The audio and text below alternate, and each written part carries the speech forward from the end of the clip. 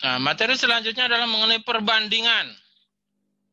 Oke, jadi kalau lihat sistematikanya ya, sistematika dari perkuliahan ini, itu sebenarnya samalah kayak data yang biasa. Kita kalau menganalisis data biasa kan mulai dari sampel tunggal, ya, mulai dari sampel tunggal, ya. Sampel tunggal ini datanya cuma satu kumpulan gitu kan. Nah, dari sampel tunggal ini ya bisa kita ringkas, mau ukuran pemusatan, mau ukuran dispersi, mau bentuk distribusi gitu kan ya. Setelah kita menganalisis sampel tunggal, maka kemudian kita masuk ke dua sampel gitu kan ya. Dua sampel. Jadi kalau ini ada sampel ke-1 ya, ini ada sampel kedua gitu kan ya. Kita mau lihat biasanya kalau dua sampel itu ya mau dibandingkan gitu ya. Mau dibandingkan. Kalau misalnya di parametrik kan menggunakan uji T ya, uji T. Uji T itu dengan banyak versinya. Kalau sigma diketahui, kalau sigma tidak diketahui, dan lain sebagainya kan. Kalau di non parametrik ya pakai Mann-Whitney atau pakai apa satu lagi? Wilcoxon ya. Nah, demikian juga untuk data survival. Ya, demikian juga untuk data survival. Jadi kita mungkin punya dua sampel atau dua kelompok yang ingin kita bandingkan. Nah, kita concern cara membandingkannya itu adalah fungsi ketahanannya yang kita bandingkan. Ya. Jadi nanti dari kelompok 1 gimana fungsi ketahanannya ya, ST-nya. Dari kelompok 2 juga gimana fungsi ketahanannya. Ya. Ini kelompok 2 nanti juga gimana SOPT. Nah, jadi ini kita sekarang masuk ke bagaimana membandingkan dua kelompok data survival. Nah, kita langsung aja menggunakan contoh. Ini contoh datanya adalah ada dua kelompok. Ada dua kelompok. Pasien yang menderita leukemia. Ya. Menderita leukemia itu dia diamatinya apa? Pasien tersebut diamati sampai leukemia kambuh atau sampai berhentinya penelitian. Oke, jadi ceritanya kita ingat lagi ke definisi dari fungsi dari data survival. Jadi katakanlah ini ada pasien. Nah, di sini dia di treatment gitu ya. Ya entah di treatment atau misalnya di sini dia mulai katakanlah di treatment lah ya. Jadi di sini di treatment, dilakukan treatment.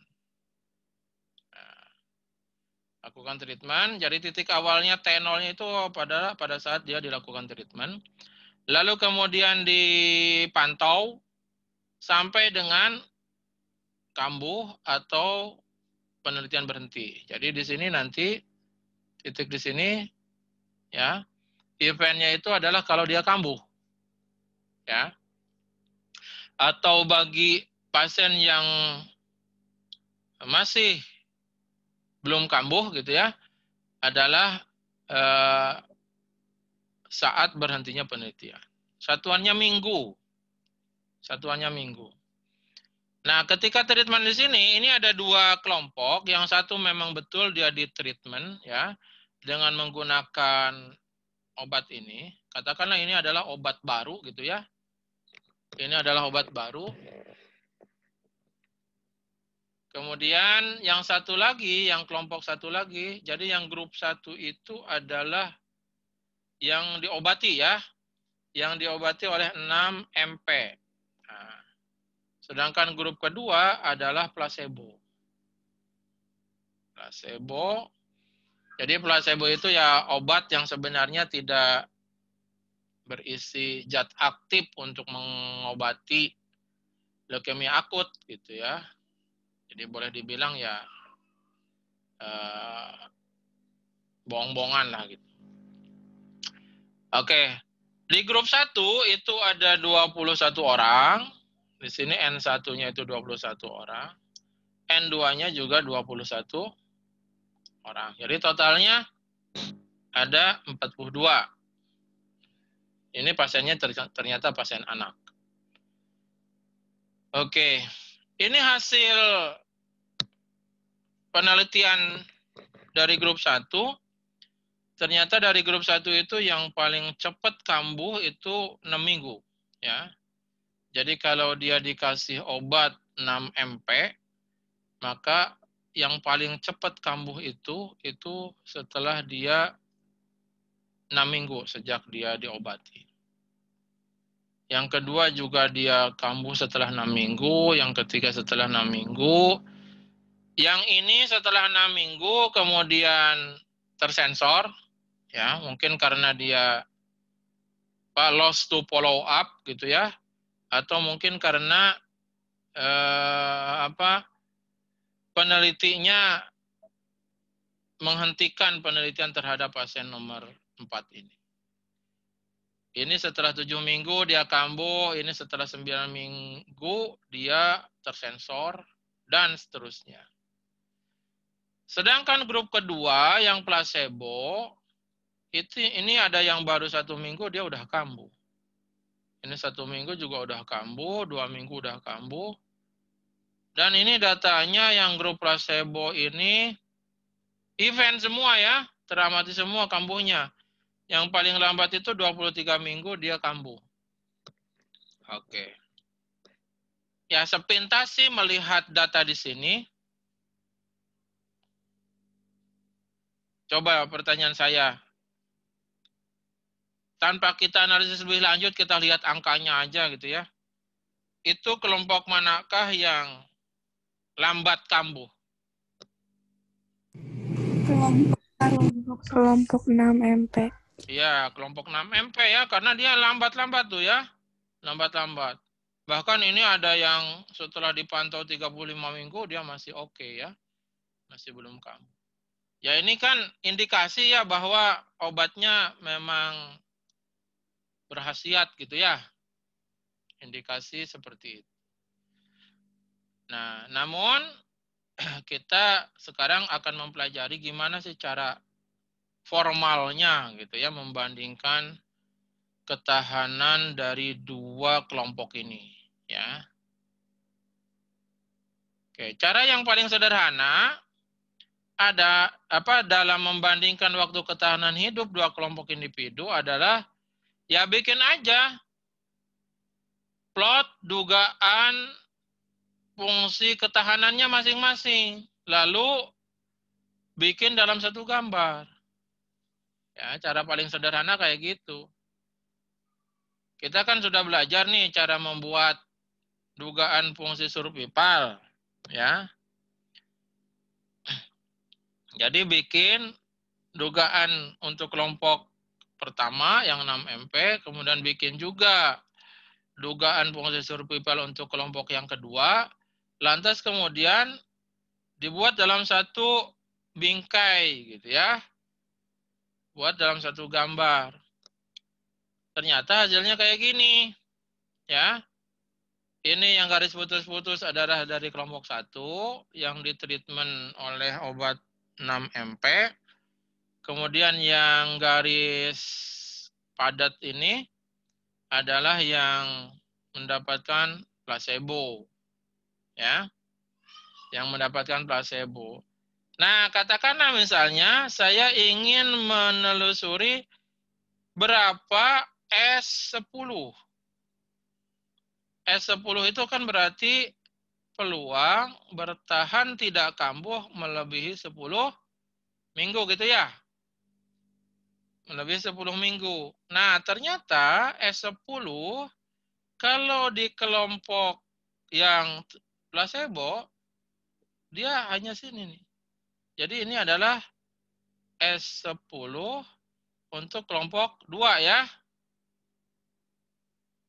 Untuk kelompok 2 hanya sekitar 0,4. Nah, sedangkan kelompok 1 ya mungkin sekitar sini nih. Sekitar sini. Ini adalah dugaan fungsi ketahanan dari kelompok 1 pada 10 minggu setelah treatment. Tampak bahwa fungsi ketahanan dari kelompok 1 lebih tinggi ya. Lebih tinggi dari fungsi ketahanan kelompok 2 pada 10 minggu ya. Pada 10 minggu. Itu menunjukkan apa? Menunjukkan peluang bertahannya untuk tidak kambuh gitu ya. Peluang bertahannya untuk tidak kambuh kelompok 2, kelompok yang dikasih obat. Kelompok 1 ya. Peluang bertahannya untuk tidak kambuh dari kelompok yang dikasih obat itu lebih tinggi dibandingkan peluang bertahannya untuk tidak kambuh dari kelompok placebo. Logis ya? Jadi kalau kita pantau di 10 minggu setelah treatment, ya, ternyata yang diobatin itu peluang bertahan untuk tidak kambuhnya itu lebih tinggi dibandingkan yang placebo. Nah, clear ya?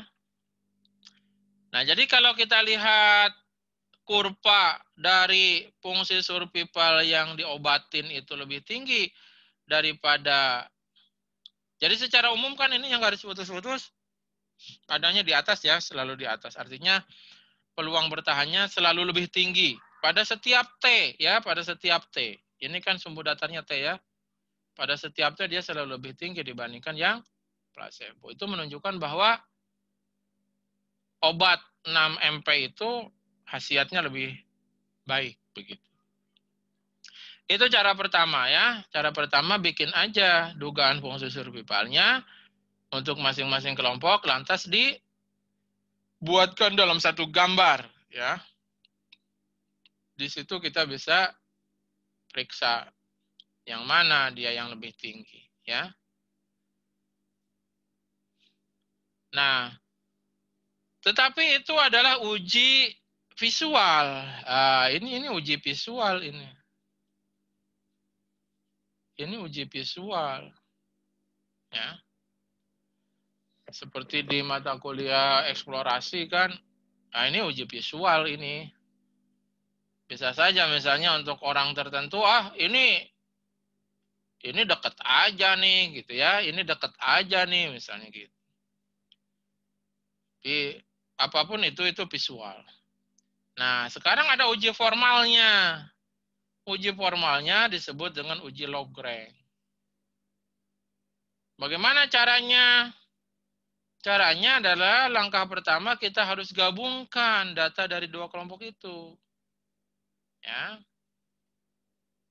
Jadi data kita yang ini ya, ini kita gabung nih. Ini gabung nih. Ini gabung. Ya. Kita gabung, tetapi identitas grupnya jangan hilang, ya.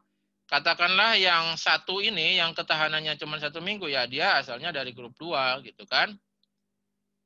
Kemudian misalnya yang 25 plus ini asalnya dari grup 1, gitu. Jadi digabung sih iya, tetapi identitas kelompoknya jangan hilang.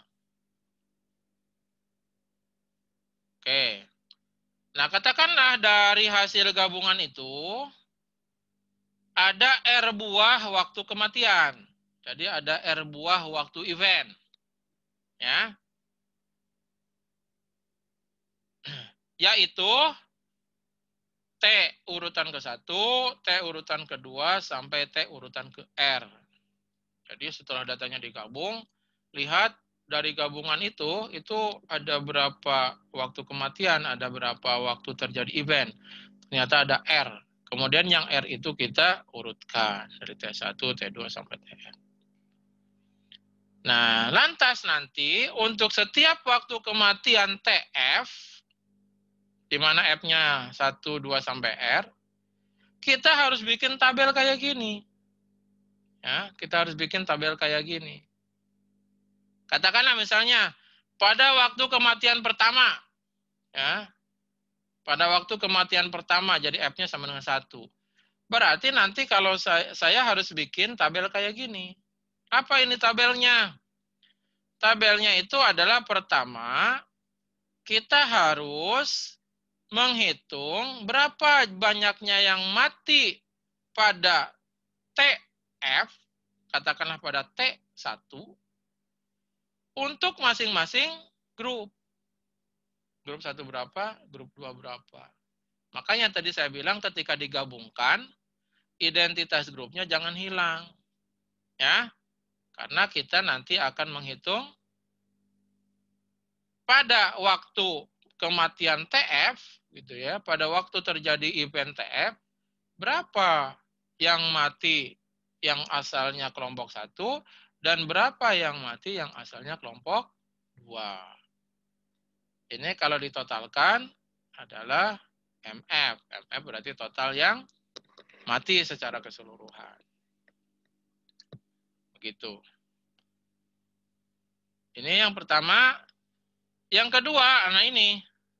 Jadi jangan dulu yang tengah, ini aja enaknya ambil dulu yang kanan. Yaitu kita harus menghitung berapa yang berisiko sesaat sebelum TF. Baik di kelompok 1 maupun di kelompok 2. Itu ya. Berapa yang berisiko sesaat sebelum TF. Nah, katakanlah misalnya di T1. Di T1 ini berapa sih banyaknya yang berisiko sesaat sebelum T1?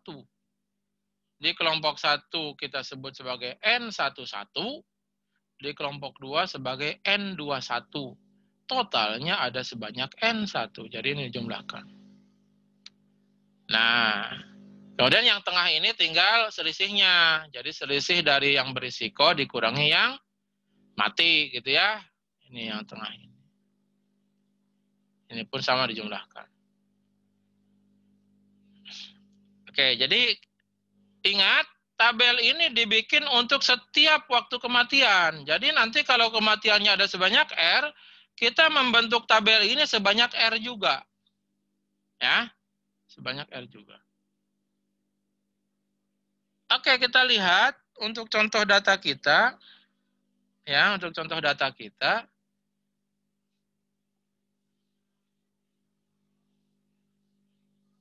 Ini kan datanya ya. Jadi data ini kita gabung ya. Kita gabung. Ya, kita gabung.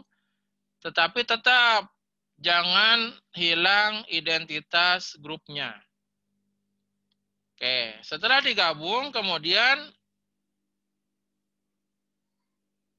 telusuri ada sebanyak berapa terjadi waktu kematian. Ya. Kita lihat 1, ya T1 adalah 1. Ya. Mana lagi? 2. Ini kan terjadi kematian nih karena tidak plus ya. 2 yaitu sebanyak 2, sebanyak ya T2-nya yaitu 2, ya 2 minggu. Nih. Ini T3 yaitu 3 minggu. T4 4 minggu. T5 5 minggu.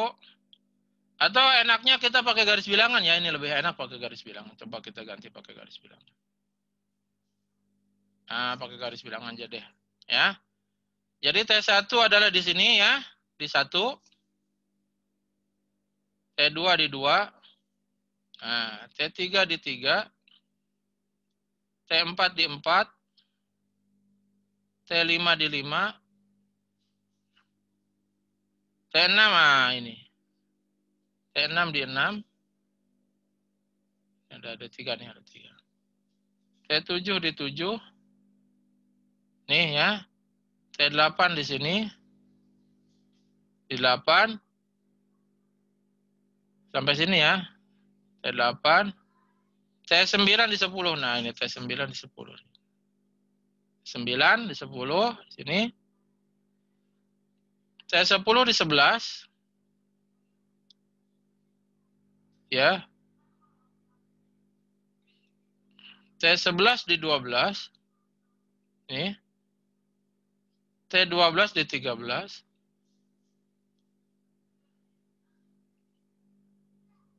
T13 di 15. Nah, 15. Berikutnya di 16. Ini ya. Berikutnya di 17. Berikutnya lagi di 22. 22 itu baik di grup 1 maupun grup 2 ada. Nah, terakhir di 23 ya. Terakhir ini. Nah, 23 ini terakhir. Oke, jadi ada berapa waktu kematian? Ada 1, 2, 3, 4, 5, 6, 7, 8, 9, 10, 11, 12, 13, 14, 15, 16, 17 ya. Jadi ada 17. Jadi R-nya itu 17 ya. R-nya itu 17. Terjadi di 17 waktu kematian. Makanya di sini R-nya 17. Ya. Ini R-nya 17. Otomatis nanti kita harus bikin tabel ini sebanyak 17. Gitu ya. Oke, untuk memudahkan, jadi ini waktu kematian yang tadi saya bilang ya, ada 17 nih. 1, 2, 3, 4, 5, 6, 7, 8, 9, 10, 11, 12, 13, 14, 15, 16, 17 ya. Ada 17 waktu kematian. Waktu kematian pertama di 1 minggu ini. Nah, jadi T1-nya itu sama 1 minggu. Lalu harus kita hitung kan tadi. Harus kita hitung berapa banyak yang mati di T1. Baik di kelompok pertama maupun kelompok kedua. Lalu berapa banyak yang berisiko di waktu 1 minggu. Baik di kelompok 1 maupun kelompok 2. Nah ini. Oke, jadi pada 1 minggu,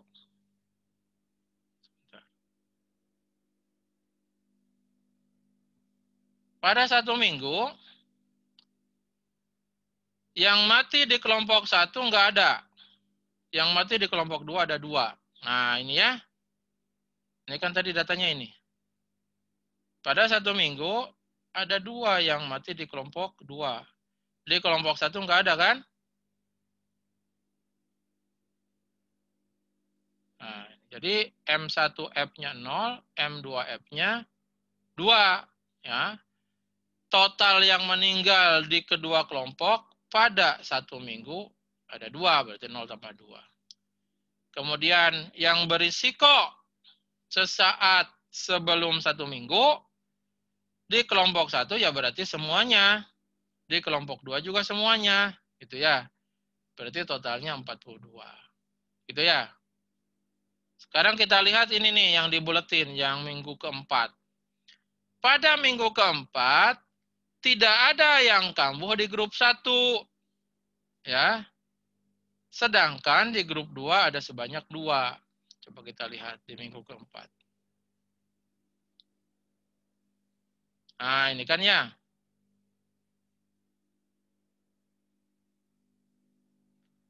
Di minggu keempat, yang kambuh itu dua-duanya berasal dari grup 2 ya. Dua-duanya yang berasal dari grup 2. Di grup 1 nggak ada. Nah, kemudian yang berisiko di grup 1 berarti 21 dikurangi yang sudah kambuh di minggu-minggu sebelumnya. Berarti 21 dikurangi 5. Ya. Berarti 16 di grup 1. Di grup 2 masih full. Masih 21. Gitu ya. Jadi 16 dan 21 yang berisikonya. Ini ya, 16 dan 21. Gitu ya. Demikian juga nanti di minggu ke-10. Ya, di minggu ke-10 berapa banyak yang kambuh di grup 1, berapa banyak yang kambuh di grup 2, berapa yang berisiko sesaat sebelum minggu ke-10 di grup 1, berapa yang berisiko sesaat sebelum minggu ke-10 di grup 2. Gitu. Oke, jadi ini penjelasannya seperti itu ya. Nah, sekarang kita mau menghitung yang namanya ekspektasi terjadinya kambuh. Ya, ekspektasi terjadinya kambuh. Bagaimana cara menghitung ekspektasi terjadinya kambuh? Oke.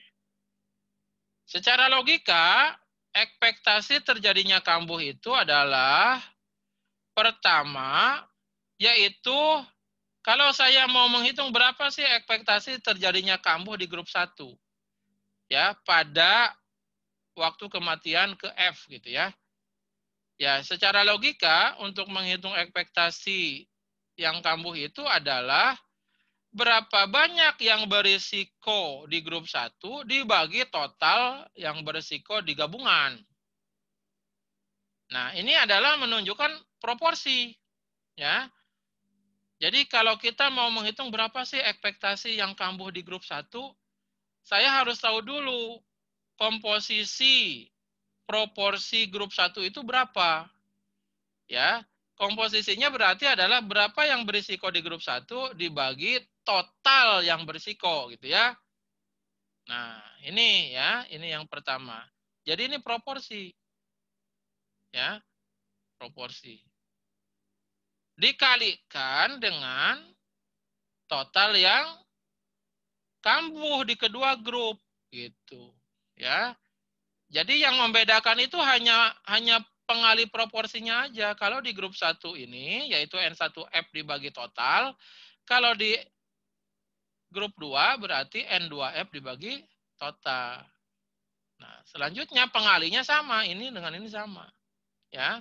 Karena yang dikalikannya berikutnya itu adalah yang realistik memang betul-betul kambuh gitu ya.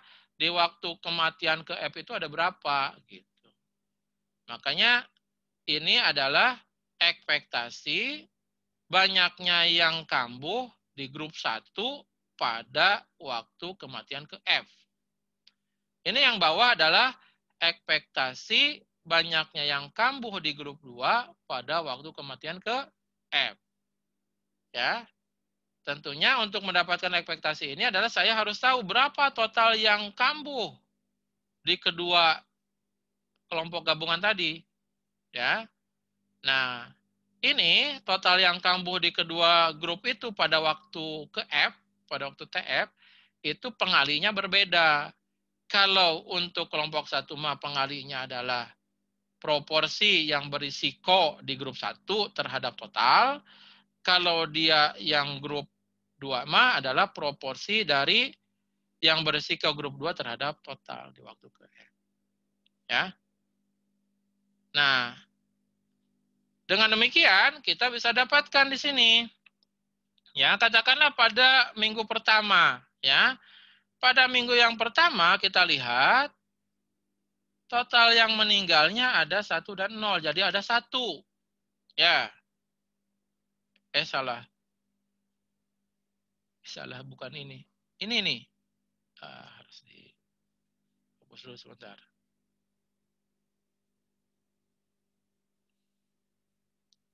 Oke.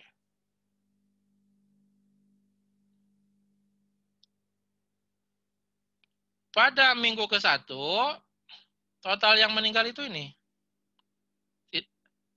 0 di grup 1 yang diobatin 6 MP, ada 2 yang di grup 2 yang placebo. Ini kan total yang meninggalnya ada 2, total yang kambuhnya ada 2. Ya. Nah, sedangkan komposisi yang berisikonya ini kan 21 dari 42 di grup 1, 21 dari 42 di grup 2. Sehingga ekspektasi yang kambuh di grup 1 adalah 21 per 42, nah, ini kan, dikalikan total yang kambuh. Gitu ya. Kemudian, ekspektasi yang kambuh di grup 2 adalah 21 per total, ya 21 per 42, dikalikan total yang kambuh, dikalikan 2. Nah, sama kalau ini mah ya, baik dia ekspektasi kelompok 1 maupun ekspektasi kelompok 2 dia sama. Nah, jadi itu ekspektasi. Tinggal dihitung aja nih berapa nih. 21 per 42 dikalikan 2 berapa. Ya, nanti itu sama dengan ekspektasi yang kambuh di kelompok 1 pada minggu ke-1. Kemudian ini juga demikian. Ya. Nah, kemudian kita buat selisihnya. Selisihnya yaitu observed dikurangi expected. Observed-nya di kelompok 1 enggak ada, expected-nya ini. Nah, ya, expected-nya ini. Berarti nanti berapa? Dapat kan? Oh iya, ini 21 per 42 dikalikan 2, itu sebanyak 1 ya. Ini sama dengan 1 nih. Ini sama dengan 1. Ya. Berarti apa? Berarti observasi dikurangi ekspektasi adalah 0 dikurangi 1 untuk kelompok 1. 2 dikurangi 1 untuk kelompok 2, yaitu plus 1. Itu ya. Nah, coba kita lihat untuk misalnya di minggu keempat. Nah, di minggu keempat. Lihat, di minggu keempat total yang kambuhnya ada 2. Ya, total yang kambuhnya ada 2, yaitu 0 di kelompok 1, 2 di kelompok 2. Ya. Tetapi komposisi yang berisikonya, lihat, berbeda ya. 21 di kelompok 1, 16 di kelompok 2. Sehingga ekspektasi yang kambuh di kelompok 1 pada minggu keempat, itu berarti 21 per totalnya kan, yaitu 21 per 37. Nah, ini adalah proporsi yang bertahan di kelompok 1 pada minggu keempat. Dikalikan total yang kambuh di minggu keempat, yaitu 2. Berarti 21 per 37 dikalikan 2. Jadi ini adalah ekspektasi yang kambuh di kelompok 1 pada minggu keempat. Nah, sedangkan di kelompok kedua, lihat, berapa proporsinya? Proporsinya berarti 16 per 37 per total. Ini kan dikalikan total yang kambuh. Nah, ini tentunya berbeda ya. Tentunya berbeda kita lihat. Di sini kita lihat bahwa ekspektasi yang meninggal atau ekspektasi yang kambuh di kelompok 1 itu jauh lebih besar ketimbang ekspektasi yang kambuh di kelompok 2. Ya. Kemudian dihitung selisihnya. Observasi dikurangi ekspektasi. Ya. Ini diperoleh ini. Ya, karena observasinya 0, ekspektasinya ya ini berapa hasil hitungannya diperoleh minus 1,14. Ini di kelompok 1, ini di kelompok 2. Ya. Dan ini pasti selalu kebalikan, lihat. Sini min, sini plus, sini min, sini plus, sini min, sini plus. Ya. Pasti selalu kebalikan. Angkanya sih akan persis sama, cuman dia akan kebalikan.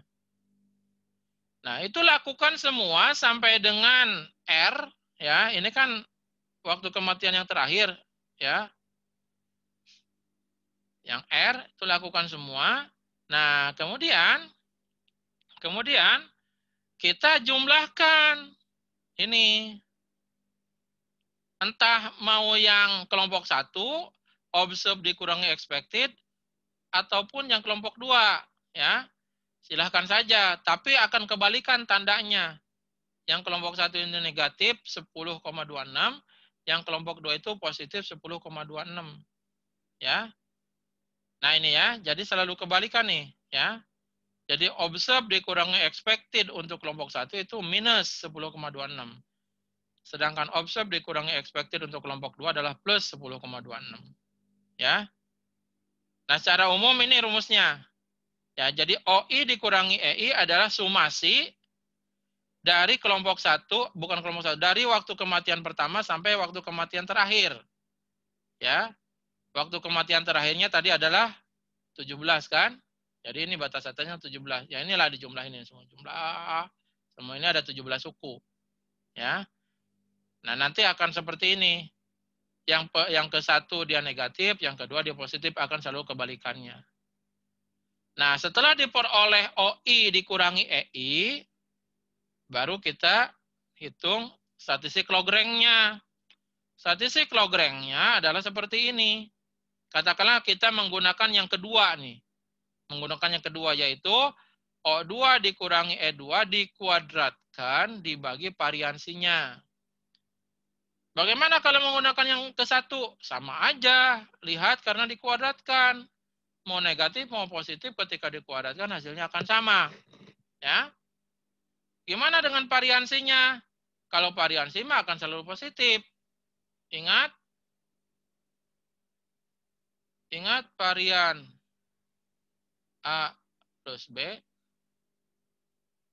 dengan varian A min B. Ini sama saja. Oke ya. Nah, jadi statistik log-rank itu adalah ini ya. Selisih observe dikurangi expected dikuadratkan dibagi variannya. Nah, apa rumus variannya? Rumus variannya ini. Rumus variannya ini. Jadi di sini sekali lagi ya harus dihitung lagi ini sebanyak waktu kematian ya sampai F yang ke-17. Ya, untuk contoh yang tadi ya, ini kan J-nya bergerak. Ini bukan J sebenarnya. Ini Z, ini kalau harusnya J ini. Sebentar. Betul F. F ya. Ini harusnya F nih. Ini harusnya F bergerak dari 1 sampai yang terakhir. F yang ke R di sini ya. Hitung ya. Rumusnya ini. Oke, ini variansinya ya. Di mana hipotesis nolnya menyatakan kedua kurva fungsi ketahanan adalah sama. Jadi H0-nya menyatakan kurvanya sama saja. Gitu. Tentunya H1-nya ya sebaliknya. Kedua ini berbeda. Gitu ya. Nah, nanti si statistik log-rank yang tadi itu nanti harus dibandingkan dengan distribusi Q kuadrat dengan derajat bebas 1. Ya, jadi kalau ini distribusi Q kuadrat ya, Q kuadrat derajat bebas 1. Nah, berarti nanti kalau pengujiannya menggunakan alfa kita harus cari ini ya. Ini titik kritisnya berapa? Ya, titik kritisnya berapa? Kali lagi untuk distribusi Q kuadrat dengan derajat bebas 1. Nah, coba nanti hitung ya, ini variansinya. Nah, ini variansinya ketemu 6,2685. Ya. Sehingga statistik log-ranknya itu adalah 10,26 kuadrat dibagi 6,2685. Diperolehnya 16,793. Diperolehnya 16 sekian, hampir 17. Nah, kita lihat titik kritisnya berapa kalau Q kuadrat derajat bebas 1. Q kuadrat derajat bebas 1 ini pakai alfanya 5% ini, nah ini cuma 3, sekian. 3,841. Jadi titik kritisnya ini hanya 3,841 ketika alfanya 5%. Sedangkan statistik uji kita 16, sekian, jauh di sini ya. Nah, di sini di 16,793. Oke. Sehingga karena Q kuadrat ini lebih besar dari Q kuadrat alfa 0,05 dan derajat bebas 1, maka kesimpulannya apa?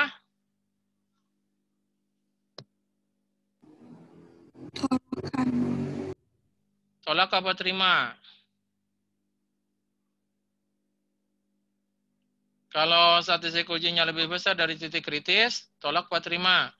Ini daerah tolak apa daerah terima?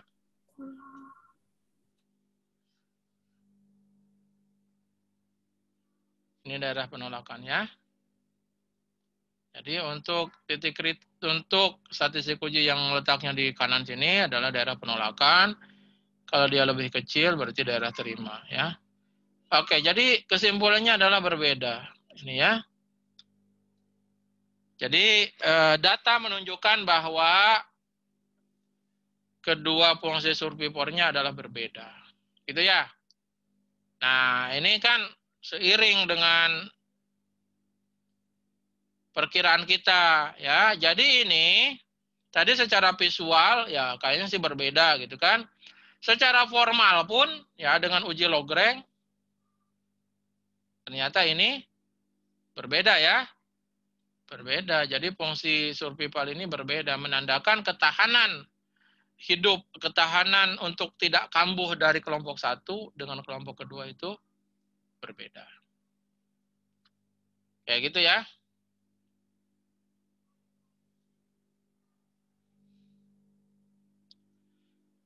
Oke, kalau mau menggunakan software, di sini saya perlihatkan kalau menggunakan software SAS, ya, itu menggunakan Proc Live Test, ya.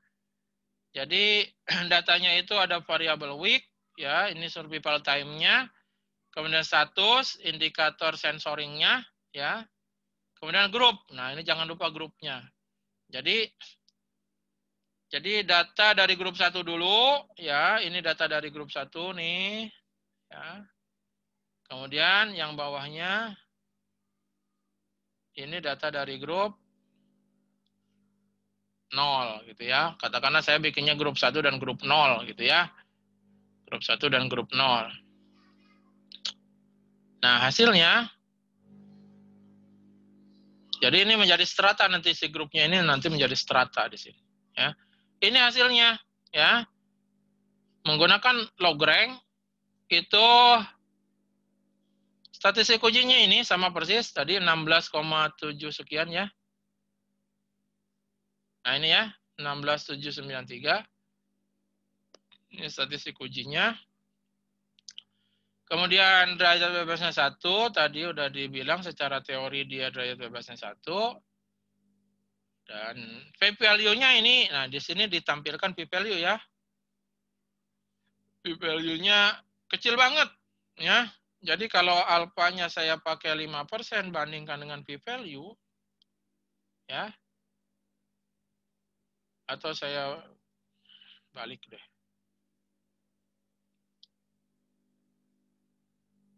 Kalau saya p-value-nya saya bandingkan dengan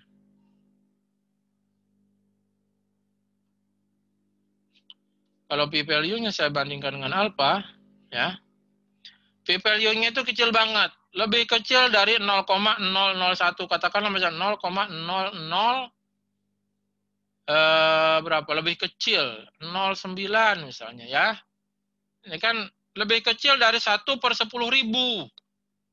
Katakanlah misalnya 9/100.000. Nah ini kan memenuhi ini ya.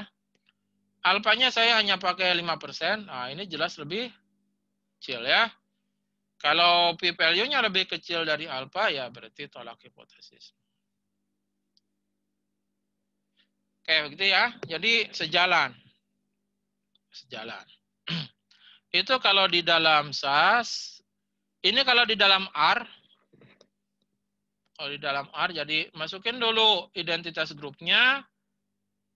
Kemudian waktu di mana terjadi, waktu survivalnya. Ini ya, waktu survivalnya. Ya.